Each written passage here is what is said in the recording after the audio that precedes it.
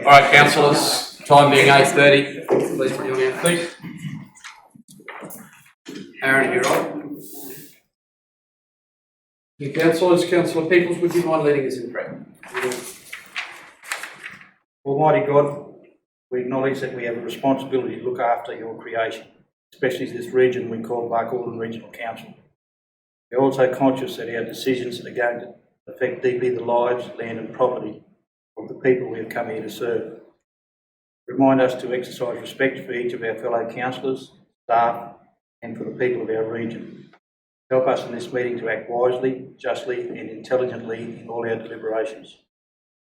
Thank you, Lord, for the privilege of both leading and serving, and assist us to do these well. Amen. Amen. Councillors, we have no immediate bereavements since the last meeting to acknowledge. However, last week marked the 102nd year since the initial Remembrance Day, signing of the armistice. In that time, this country has lost 102,000 servicemen and women who've made the ultimate sacrifice in the defence of our nation and our principles.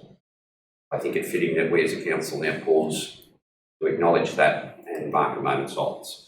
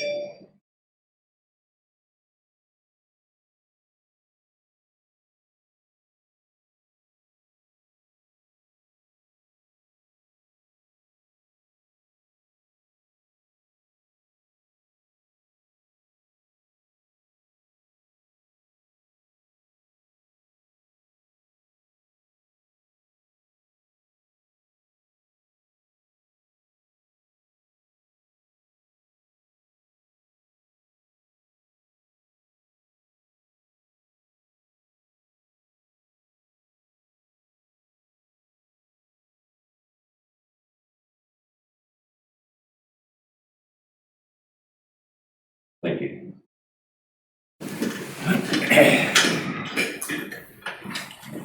Councillors, the service here in Barcaldine, as all services of that nature are, was an extremely poignant and moving ceremony. It was very well attended. We'll report on that later. Apologies, can I please?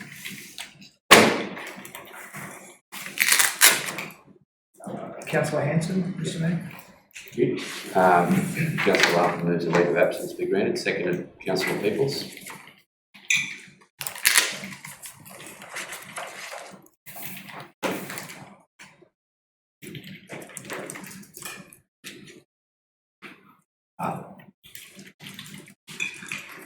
Except other way around. Arthur moved Peoples second.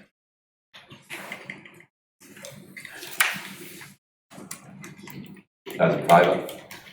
Carried. Okay, I'd like to take this opportunity to acknowledge the traditional owners of the lands upon which we meet and people we serve, and their elders, both past, present and emerging. We move now to dealing with prescribed conflict of interest, starting with the Deputy Mayor. Any prescribed conflict of interest, Councillor Rogers? Yes, Mr Mayor.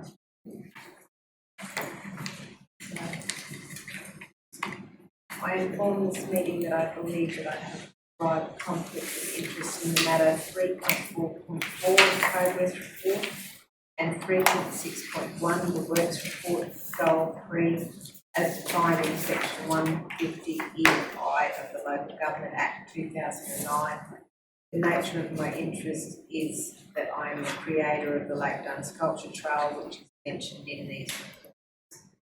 In accordance with section 150(em) of the Local Government Act 2009, I will leave the meeting and stay away from the meeting while this matter. Councillor Rogers. Councillor Plum, do you have any prescribed conflicts of interest? No, neither do. Councillor Arthur. I don't believe so, Mr Mayor. Councillor Gleeson. I don't believe so. Councillor Peoples.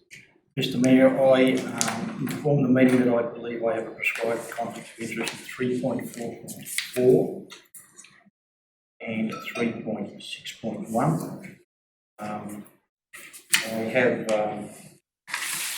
the matter relate to in 3.4.4 is that I have some projects there that I think I'm pretty sure I attended on, and I've also got works to go on in Porter Street, which is in front of my residence. So for that reason, I will declare a prescribed conflict of interest, and I'll be leaving the meeting. For 3.4.4, 3.6.1, I have provided materials for some projects in goal 3 of the Chief Engineer's report, and I will also, as a result, I'll leave the meeting while 3.6.1 is addressed. Councillor Peoples, can I just clarify, Councillor Rogers, did you say 343 or 344? 344. My apologies. We had 344, everybody? Councillors, if I could move please to declare the conflicts of interest. Does anybody have one? Councillor Peoples. Mr Mayor, I'd like to inform the meeting that I have a declarable conflict of interest in agenda item 3.8.3. As I am a member of the Arama Community Development Association, which may be a part of this project, I believe that I will declare an interest there, and I will ask the my fellow council to determine whether I stay or leave the meeting. Councillor Peoples, can I just ask, are you on the executive of that committee? No, I'm not on the executive, but I am a member of the ACDA, so I just thought I'd ask council's permission and to possibly stay in the meeting with me. I just believe under the declarable interest, you know, that some people could. Right. On the basis of perception, Yes. can I have a resolution indicating the councillor's intent for Councillor Peoples to stay or go? Councillor Gleeson. I move that Councillor Peoples should be able to stay.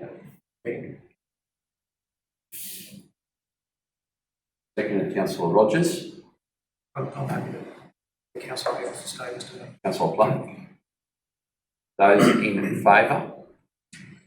5-0. Moved Gleeson, seconded Rogers. The declarable conflict of interest of Councillor Peoples in agenda item 383 is not sufficient that he leave the room, rather that he remain in the room and participate in the debate and the vote thereon. Thank you. Thank you, councillors. That was Right, Mr Mayor. Councillor Gleeson. I would like to bring to the attention that I could have a declarable interest in item 3.36. There is a mention of a barrels for cause and the Barcaldine Campsite Association. It is in a report. If there is any discussion attached to this, I will happily leave the room if there is any discussion. And also items 3.4.4, Sorry. 3.3.6. Councillors, I'm not of the opinion that the annual report would qualify a councillor's activities past. I'm comfortable if there'd be no need for a resolution on the declarable conflict of interest, even if there is discussion around those. It's historical, not decision making. So be comfortable for you to both remain in the room for even if for some reason someone did query that element of the report, that it's procedurally not a DCOI. So sorry, 344. Yeah. Well, in all instances, 3.3.6, 3.4.4 and 3.9.1 are all reports. And if there was any discussion regarding the Barcaldine Campsite Association or the barrels for cause, I would gladly. Thank you for that foreshadow. I think we'll be comfortable and I'll identify that as it arises. Councillor Gleeson. Thank you. Right, councillors, just before we get these motions, you'll note This morning's agenda is slightly different constructed in that there are some confidential reports that have been agendaed early in the day, which will necessitate us going, not in every case, into closed session. In fact, probably only in the first case.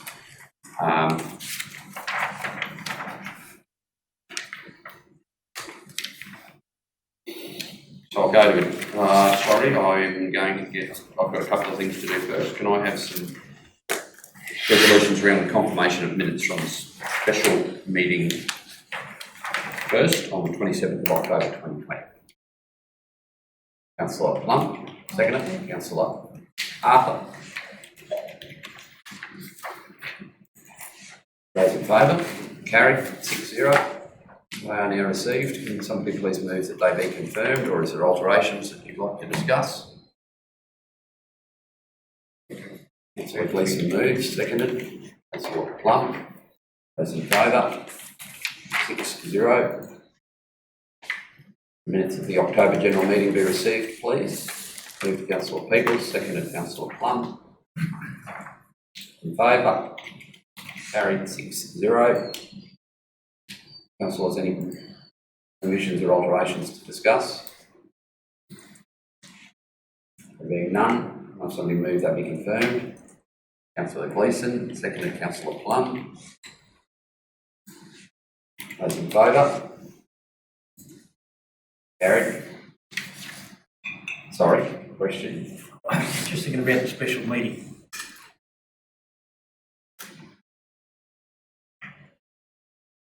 Do I vote on that confirmation? Yes, Okay. you were present for it. Right, councillors, do you have a petition? No petitions. We move to the reports where I was 30 seconds ago, sorry. Officer's recommendation here is that Council closes the meeting under section 254J 3G.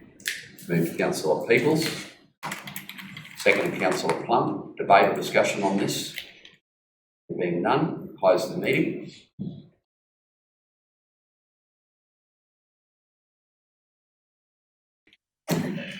Councillors, resolution there. Can I have somebody move that, please? Move to Councillor Plum. Seconder. Councillor Arthur. Councillors, will there be debate? There being no debate, I put the resolution to the vote. Those in favour? Carried 6-0. Organisational structure. Councillors, this is just to change the position from Chief Engineer to Director of Works. Some name change would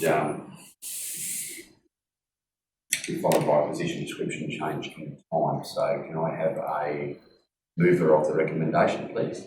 I'll move the recommendation. Councillor Peoples, seconded Councillor Arthur.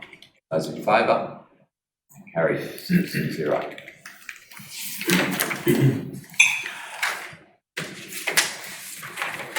Sale of land is recommended under section 254D3.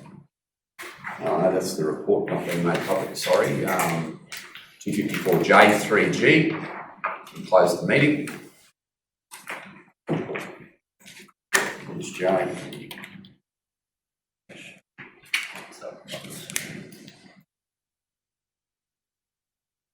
Matter involving local government. Okay. We get that to the back one. Jason.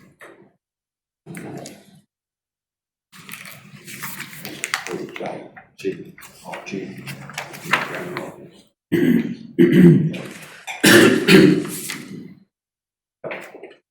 I think that's the relevant use of that red clause. The ground happy. Someone move it. People's already moved. Seconded. Gleeson.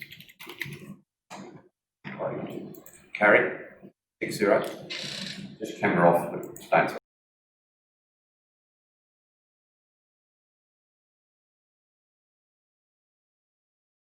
That council offers the remaining parcels of industrial land at Ironwood Drive, Barcaldine for sale by tender. Councillors, moved Councillor Plum, seconded Councillor Gleeson. Those in favour?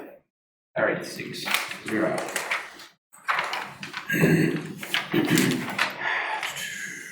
What was we using this time? Again? Sorry, Mr. Mayor. That Sorry. only refers to Ironwood Drive.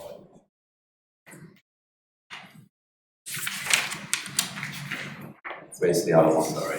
It's the Vantage. Because it was John mentioned Miller, Needlewood that's and right. Ironwood in Now that we've changed the wording.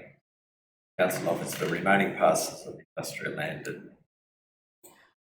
John Miller and Custer.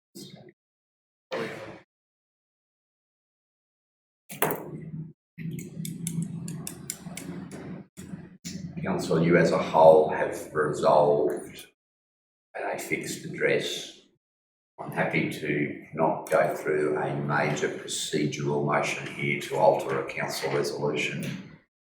But all 6 of you be prepared to change that resolution from at Ironwood Drive, Barcaldine to at the John Miller Estate, Barcaldine.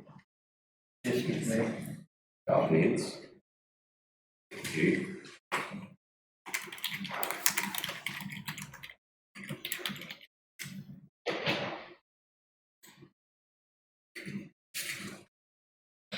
That's probably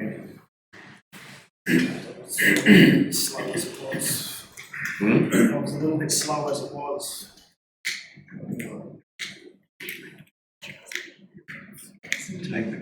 unless the other industrial.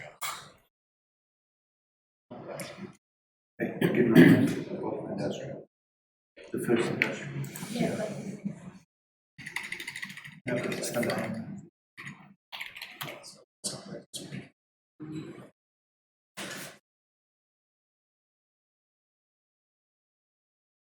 We're comfortable, that's right. Councillor Plum and Councillor Gleeson. The councillors are in favour, thank you. All right. Can I have a mover that we move into closed session pursuant to section 254J3G for the discussion of the Munnabara Nurses Quarters report? Move to Councillor Plum, seconded Councillor Arthur. Those in favour? Carried.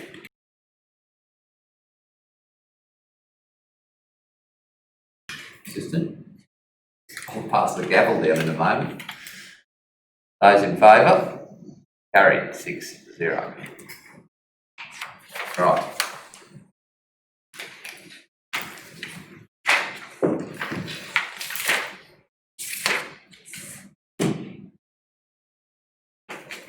I move that my report be received, seconded Councillor Plum.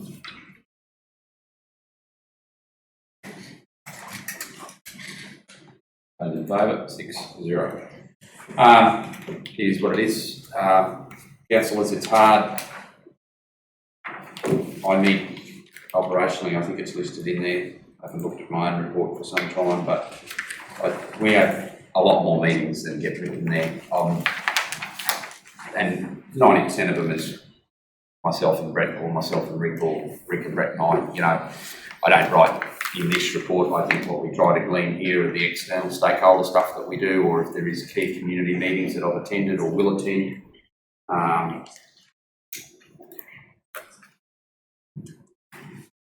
So happy to take any questions. Sorry, I did want to allude to the Remembrance Day service here, and I made a comment via social media and at the start of this meeting. It was extremely poignant ceremony led by somebody who's seen active service, reference the loss of close friends in active service. Involvement of the school kids is always just terrific. It was a very good service, but I'd also like to thank operationally Rick and Jenny for ensuring the street was closed and the water pumped out of the gutter, and yeah, it was done. Obviously the rain had only just preceded it. The decision to close the street happened very close to the event, so operationally all the staff involved in ensuring that, and I've issued a direction, if you want to use those phrases, that I've suggested that for our 3 commemorative services for Anzac Day, Remembrance Day and Long Tan Day, that we do completely close. Long Tan Day was which it wasn't requested of us, we weren't derelict in our duty, but the volume of traffic around the post office at that period of time, you couldn't hear the service, or it was, you know, the minute silence, and there's Toyotas with dog cages and chains rattling in the back going past, and you know, it wasn't befitting of a service of that nature. And it was the same this time, although we did a very good job. I'm very happy with the work the staff did, but there was still traffic moving past whilst we were going through the minute silence. So I believe we shut, the advice that I gave is that we completely shut this street off here so that there's no through traffic past the clock and no traffic this side of our office building. We completely shut down this area while those three services are going on. And it doesn't affect traffic in any way. There's detours around all of that. If someone needs to go to the post office, they just go down that street and park here and walk in. So we've commuted that hopefully that works for the RSL in future events. But I'm very grateful for the effort the staff went to on the 11th. And Mr Mayor, I just want to say too, I just want to commend yourself and all staff that play a part, because I think it's very important that we do remember all of those that served on our behalf in the past and those that are serving for us in the present too. So, well done. To that end, CEO, District Manager, can we just check next year that there is a ceremony organised in Muttaburra for Remembrance Day? Sorry, Mr Mayor, there is in Muttaburra. We got the complaint in Merrimack doesn't have a service. I just had some feedback from a member of the public that it was post-haste in Muttaburra, so I'll leave that with you for next year. The school did it for us. Yeah, the school definitely did. They went to the board. District managers, perhaps, CEO, we look at whether there's a Remembrance Day service possible in Jericho and Alpha as well. Merrimack would like to have a post one. Council, we can provide support in whatever is required for all three of those days if it fits, but definitely it's that day. And if there's a community sentiment around Remembrance Day, that's supported at all costs. Yeah. Any questions about any other element of my report?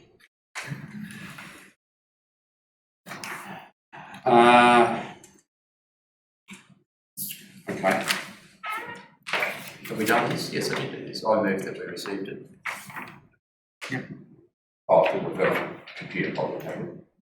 Oh no, we've moved That to would the be order. the next item. Right, Mirror Minute. Can I introduce the Mirror Minute after morning tea so I can write it whilst we adjourn? So we'll move to the audit report first. So 322. Can I have someone move that we receive the report? Councillor Plum. Seconder. Councillor Gleeson. Those in favour? Were you prefacing questions, Councillor Peoples? And Your just a discussion on the other side of the side argument here with Councillor Gleeson, Mr Mayor. Right. I have significant issues with the audit report. It starts with the spelling of my name on the top of the first page, so from there on I was in a foul mood from the beginning. Been the chair of that committee for 4 years and the mayor now for 7 months, and the audit office still can't spell my name, so it reflects negatively on their ability to audit effectively public entities or local government. This report, whilst it does identify key issues of control, it has delved into areas that are so immaterial, but also so individually identifying that we had to redact the report before it went on the website because it identifies individual offices and areas of deficiencies. Extremely poorly written. The report that you received, should have received, didn't even have the traffic lights in it that indicated our timeliness of reporting. It didn't have our sustainability and financial assessment matrices. It is, in my opinion, the worst audit report this committee's received in 4 years in terms of the way it's been compiled, its focus and its direction, the 4.5 years that I've seen. I will be communicating to the Director General of Local Government next week my dissatisfaction with the auditors, including QAA's role in this. I discussed with the acting CEO in length last week with no degree of frustration how issues that were flagged with the audit committee during the year prior to my stepping down as the chair was flagged. There was papers received, decisions made, and the auditors have completely disregarded that. So, yes, there certainly are issues that are identified that need to be resolved, but the style of the presentation of this report is second rate to even start. The way it's presented to a cursory examination would raise that all of these prior year issues were ongoing issues at the start of the year unless you delve right into it like an auditor would. The public reception of this report would have painted an extremely negative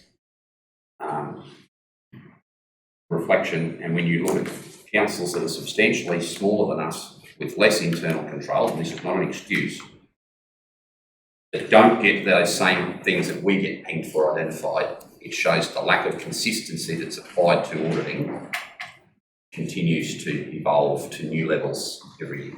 So, that said, I now open the floor for questions. Or if officers would like to lead us through. I might lead councillors through the report. The very first page is the most important. The first line is that the Auditor General has issued an unmodified audit opinion on the financial statements. So that's telling us that we're satisfied, they've approved the financial statements, and basically we've passed the audit. So that's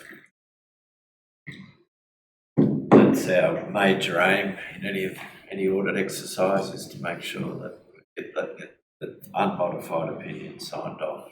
It's going on from what the Mayor just said, to say that they're satisfied in that first line and then go on with all the following points, but and then I will circulate to all the councillors the traffic light report, which goes to the audit committee. So there's a separate report to this that goes just to the audit committee. But I think it's important that all councillors see that.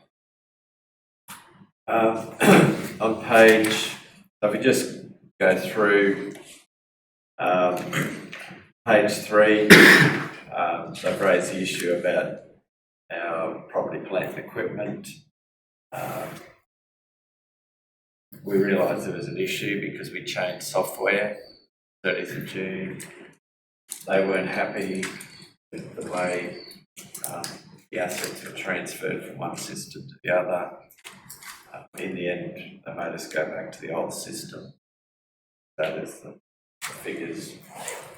Brett, can I get you to be very clear, like very detailed here, which is not, it's not operational, but was it correct that the figures balanced, the asset figures balanced, but because they couldn't substantiate the spreadsheets that generated, so they agreed that the balance was correct, but it was a spreadsheet problem in between this transfer, and they then, that led to them saying, well, it's got to go back into the old system.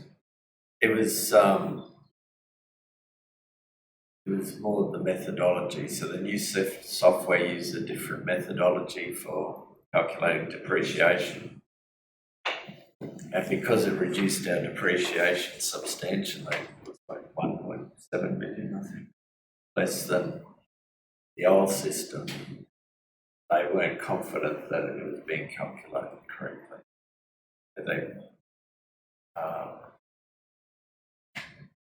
It was to do with depreciation calculations rather than balance. But it does, but then that did affect the closing balance, of course, because it's different depreciation. Sorry, but just to add to all this, but we've been working with the officers from this department too on a lot of these issues anyway. We have, and strategically we probably made the mistake of trying to do it at the 30th of June. In hindsight, it would have been better to start the new system in this current year, have a full year with the new system, rather than try and rush it through at the 30th of June, but we're talking about a full figure calculation, we're talking about cash expense of calculating depreciation. They're not happy with the method. We're now working with the software company to ensure that before we go any further, the audit office is satisfied with the depreciation calculation. Brett, is it true also that effectively what we're going to do is, because they don't agree with the accounting standard that APV, and so they say that it's not one that they'll agree with, so we'll be able to get the same answer as that accounting methodology, changing the useful life and a few individual characteristics of the assets, and get exactly the same outcome as the accounting standard that they won't approve of? It's the depreciation methodology you're not approving of that then meets an accounting standard. So, but if you do adjust your useful lives to something that is more appropriate, then yes, your depreciation will come down substantially. So the APV model has three options. It has three options for calculating depreciation. The option that we chose is the one that we're happy with. We use either of the other two. And so is the option that we chose that they're not happy with, is it completely shrouded in darkness? They can't see into it. So is it transparent as the other two? Well, that's what we're trying to resolve at the moment. It's not shrouded in darkness. No, The audit office is well aware of it. And today, the asset manager is working with APV on this, so that before we go any further, the methodology that will make sure that the audit office is satisfied with, that will get us a result of being satisfied with. The reason we're using APV is they also are asset valuers. So there's a lot of synergies we're having. Yeah, definitely. When you get your asset valuation report, you don't have to then try and transpose it into a setting, because it automatically crosses into your asset register system. Makes perfect sense. Now, we might end up with two asset management systems for the reason that the challenge for councils is most asset management systems out there are good for types of assets from the industries that they were based on.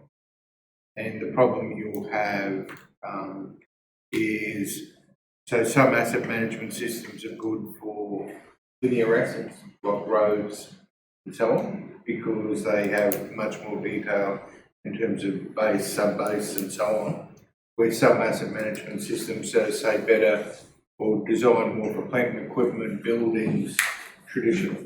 So one of the things we're looking at is, have we got the right asset management system for the right assets? So for example, BCC has 5 different asset management systems, so that they're actually appropriate for the asset management. Sorry, I keep interrupting. I'll shut up. Brett. Oh, Tom, question. Mr. Mayor, for an uneducated person like myself, all the red lights and the discrepancies and that, is that, and then this, I need to know, this year we intend to include the results of our audit to the Barcaldine Regional Council Department on the results. Is that Everybody, that goes in every year. every year with every council? Yeah, have to do that. But they won't, Mr. Mayor, they don't put this detail in that report. They will put the traffic light system and our ratios, overall ratios to Parliament. What they'll do is that from all the council's audits, they'll summarise what all the issues are, put a summary report. But, they might put in, there was 10 councils that had issues with property, plant and equipment, or 20 councils had problem with inventory. So that's the level of detail they go to, not this won't go into the parliamentary report. So it won't make any difference to funding and granting and So these traffic lights they're using here, like, is based on, they work out a materiality value, which is $1 figure, and if the adjustment that they have to make is greater than that, then the red light, even though it's only a book figure. So that's why it comes up with that. I've got to admit that I'm not a very good reader, but I read this 3 or 4 or 5 or 6, 3 or 4 times and I just kept shaking my head and thinking, oh my God. But yeah, okay, so you explained it to me. So that one's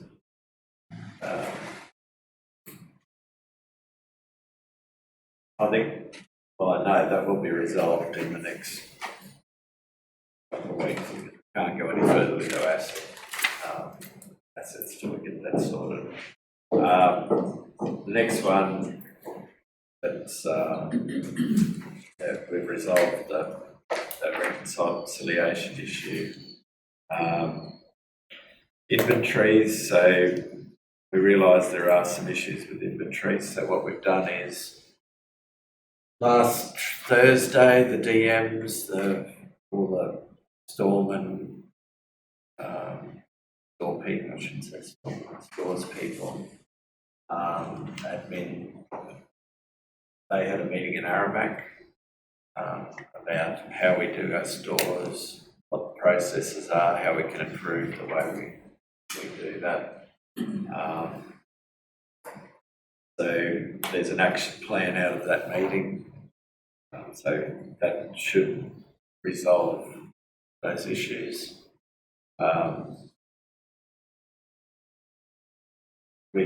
Until we get the revised procurement policy, can't finalise that, but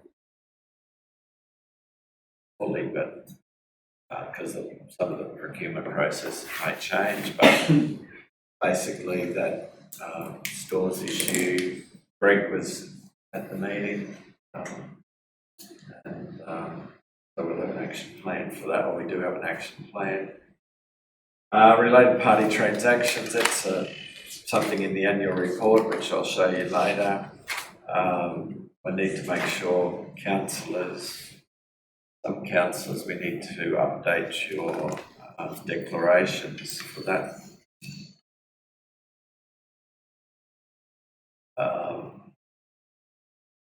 There was one procurement item that they audited that they said we didn't get 3 quotes for. So One out of how many? Sorry, Brett, could you just inform Ken? How many issues of procurement occurred in the 1920 year?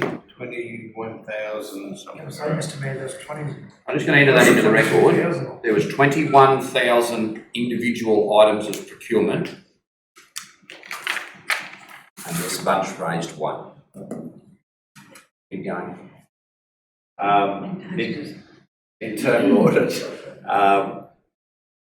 we know there's a problem there, we have to resolve that, and as the audit committee we'll be looking at how we move forward with internal audit. The next item is about stores again, which is why we had the meeting in Aramac. The page Which 9, councillors is another reason why I couldn't be talking about it now in a public meeting, but the item referred to on page 8 directly identifies somebody. So the next item on page 9, medium risk issues. This is all the new accounting standards that came in this year. So very difficult to understand, and we had a lot of debate backwards and forwards about how we handle different items under the standards. So once again, it's not actual cash, it's just how we report items in the financial statements. And yeah, I think that's a bit unfair that they included that in the report.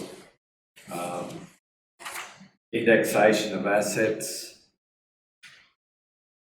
on the basis that inflation hasn't gone up. Inflation actually went down during the year. Didn't think it was necessary to fix values.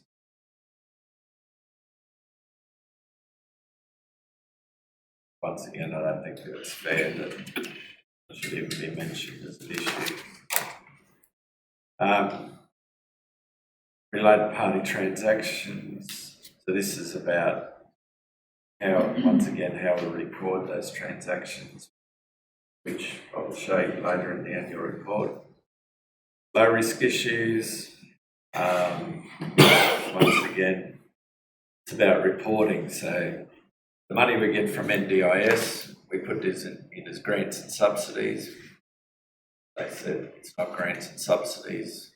In their opinion, it should be fees and charges.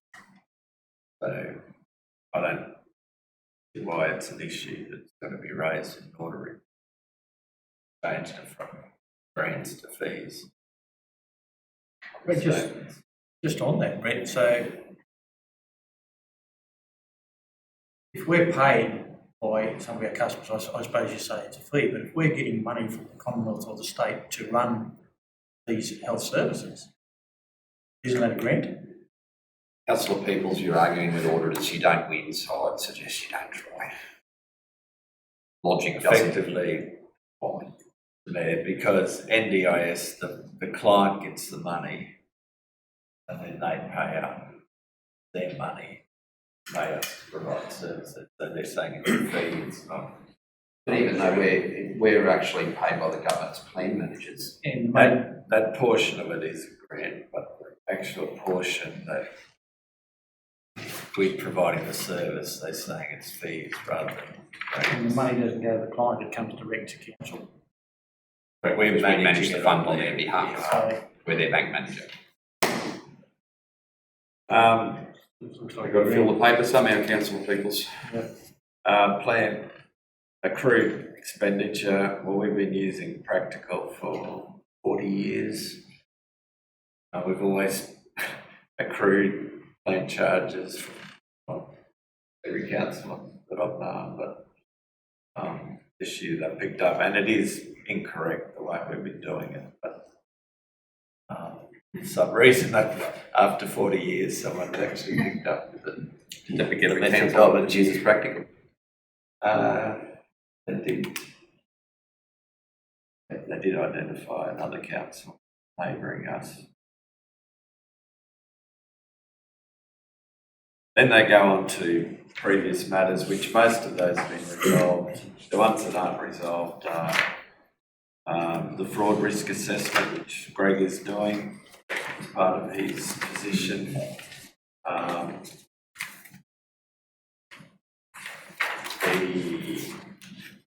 The ones that I haven't, and the risk management, which we're doing with QTC as part of the buyout program, and with Greg. Right, questions? Through you, Mr Mayor, the annual fee, which is not a small fee, it says a potential variation to this fee may be needed arising from the delays in credit. Is that a positive variation or a negative variation? I assume so, Mr Mayor. So like the way they worked this year with codes, it should have been easier, but it was harder. The volume of work that was required prior to them arriving, sending reports through, uploading material. I didn't do it. Any and Brett and the others did, but it was a really drawn out audit, wasn't it? In ways.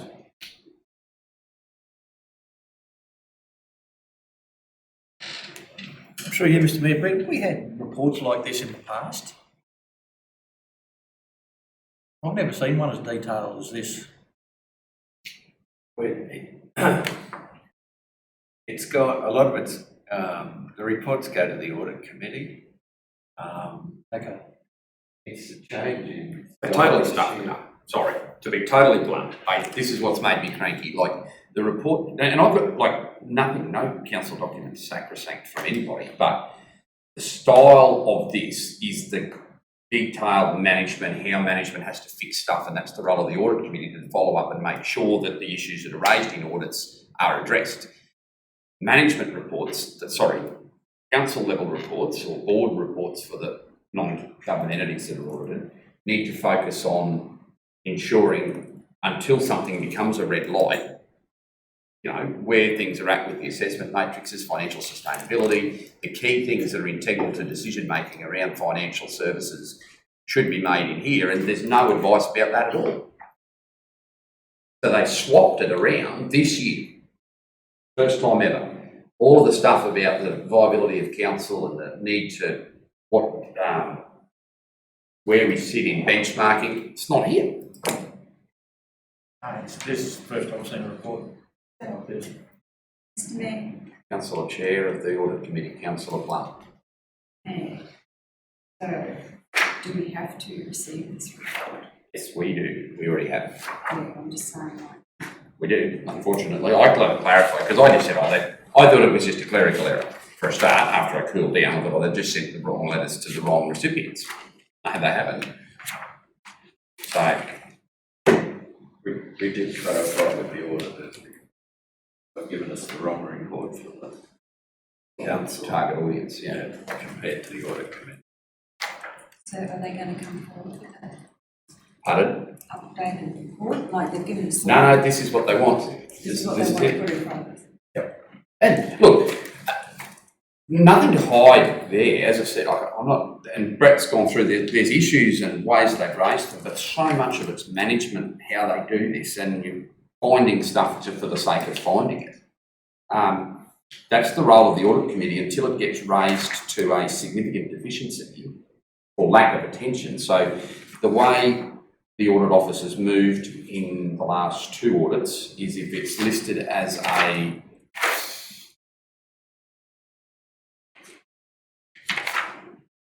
deficiency for 2 years in a row, so therefore you're not taking any activity to rectify it, it's automatically elevated to a significant deficiency. Correct me? That's correct.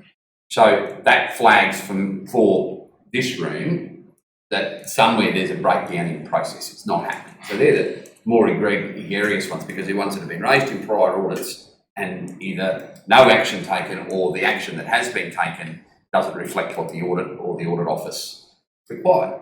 And then the issues that get raised that are of low level of, you know, for example, the issue about PCS, you know, about accrued expenditure and about, you know, that's low, that comes in, give management a chance to fix the issue, the audit committee to oversee it, and then in next year's audit that should drop off if it's intended to. But if it doesn't drop off, it's elevated and then there's remarks, hang on, this was first raised in 2020, why wasn't it addressed? So, the logical flow of raised audit issues has been circumvented, and I can't see for what material gain.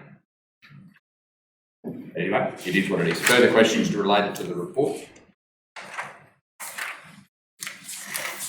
There being none, I will adjourn for morning tea, please, at 10:16.